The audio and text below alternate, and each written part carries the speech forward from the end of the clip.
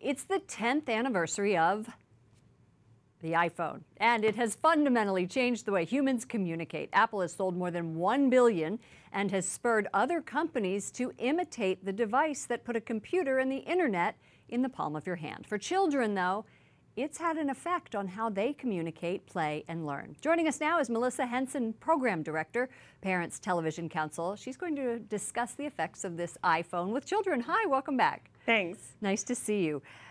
Steve Jobs introduced it 10 years ago, saying that it was going to be a revolutionary product, and only every once in a while does it come along and it changes everything. How has this iPhone and other smartphone devices changed the way that children interact with each other? Well, I think we've all experienced the phenomena of going to a restaurant and you see a table full of teenagers and they're not communicating with each other, they're all looking at the phone. Well, they might be communicating with each other, but they're doing it by their phone. By right. Talking, right? There's a funny story of a friend of mine who had a picture at the beach with 10 kids on the couch at the beach on their phones. On right. their phones, yeah. And it really has revolutionized the way people communicate. I mean, I can remember when I was in school being sent with a quarter in case I had to make an emergency phone call.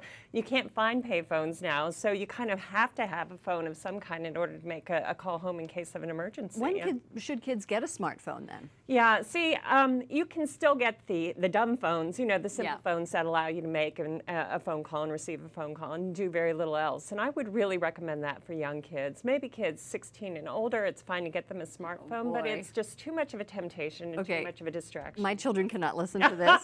Thanks a lot. 16, okay. No, we don't have cell phones in our family. Tell us how you can monitor iPhone consumption. That is something I really do worry about, because you can get this kind of content, illicit content, pornographic content.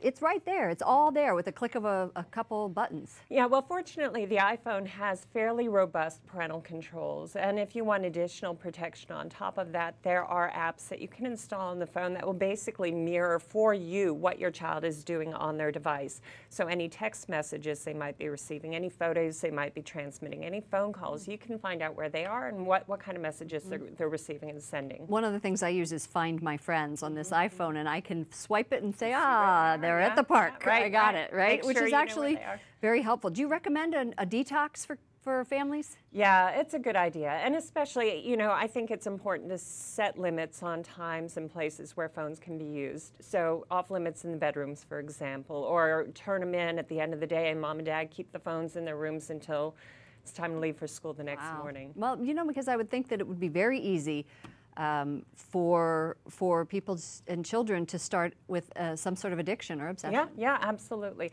And it disrupts sleep, it disrupts school. It is problematic for very young kids who haven't learned how to manage these. Melissa Henson, thank you. Program Director, Parents Television Council. Great. Thank you so much. Thank you.